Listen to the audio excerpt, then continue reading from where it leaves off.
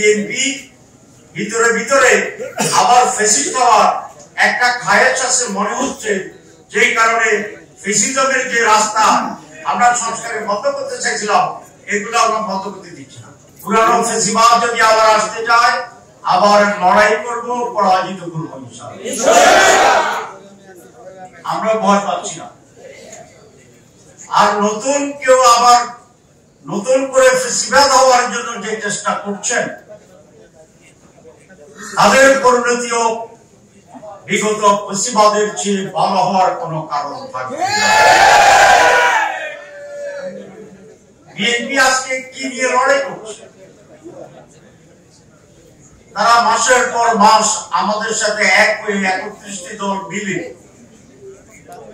আমরা সংস্কারের একটি রিফর্মসের জায়গায় ঐক্যবদ্ধ হয়েছে। বিএনপিও সেখানে ঐক্যবদ্ধ হয়েছে। তারা সনদে সিগনেচার করেছেন। আমি আর সালাউদ্দিন সাহেব 100 পাইছিলাম, দুজনকে 100 পাই বসেন একসাথে ছিলাম, একসাথেই তো আমরা আবার যেদিন সাইন হচ্ছে সেদিনও আমি আর ফখরুল সাহেব একসাথে ছিলাম, পাশাপাশি আপনারা দেখছেন। এবং সম্ভবত ওনাদের ড্রেসটা আমার চেয়ে বেশি পরিপাটি ছিল, মানে হাসি খুশি ঈদের মতো নতুন ড্রেস করে ওনারা সিগনেচার করছে। এমন না যে ওনাদেরকে একটু দড়ি বাঁধি আসছে জোর করে, ওনাদের চেহারাটা খুব মনে সিগনেচার করার সময় কলম কাঁপছে, এটাও দেখি। মানে স্বতঃস্ফূর্ত ভাবে বুঝে শুনে দীর্ঘদিন একমত হয়ে আলোচনা করে ওনাদের স্ট্যান্ডিং কমিটিতে পর্যালোচনা করে ঐক্যমত্যের ভিত্তিতে তারা সেটা চায়।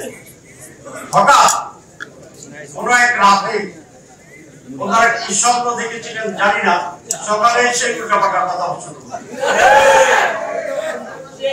এবং যেগুলো বলছেন সেগুলো কি আমার সঙ্গে তো বেশি নাই। আচ্ছা, এক নম্বর কথা হচ্ছে যে সেখানে রিফর্মস ছিল প্রধানমন্ত্রী এবং দলের প্রধান একজন হইতে পারবে। দুই, কোন ব্যক্তি একাধারে 10 বছরের তার হোল লাইফ টাইমে 10 বছরের বেশি প্রধানমন্ত্রী হইতে পারবে। এগুলো যদি অ্যামেন্ডমেন্ট হয় তাহলে স্বৈরাচারী চরিত্র এবং স্বৈরাচার হিসাবে আবির্ভূত হওয়ার সুযোগটা থাকে না। তো এটার বিরোধিতা করা মানে কি? যে ওনারা আবারও স্বৈরাচার হওয়ার একটা চিন্তা ভাবনা মাথায় আসে। দীর্ঘদিন ক্ষমতায় থেকে আবার আমরা যেটা বলি ফ্যাসিজমের যে কথা বলি, ফ্যাসিজম কিভাবে তৈরি হয়? ফ্যাসিজম তো আকাশ থেকে পড়ে না।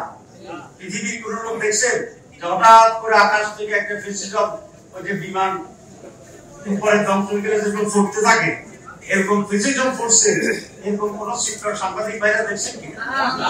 ইতিহাসে লেখা আছে কিনা? কোন সাক্ষী আছে কিনা?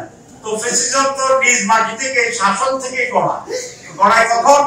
যখন এক ব্যক্তির হাতে অসম ক্ষমতা থাকে। আমরা তো সেটাই চেঞ্জ করে দিয়েছি, দেশের মানুষ তো সেটাই চাচ্ছে। তাহলে বিএনপি ভিতরে ভিতরে আবার ফ্যাসিস্ট হওয়ার একটা খায়েশ আছে মনে হচ্ছে, যেই কারণে ফ্যাসিজমের যে রাস্তা আমরা সংস্কারে বন্ধ করতে চাইছিলাম এগুলো আমরা বন্ধ করতে দিচ্ছি না। তাহলে অসুবিধাটা কোথায়? একজন জনপ্রতিনিধি থাকবে না,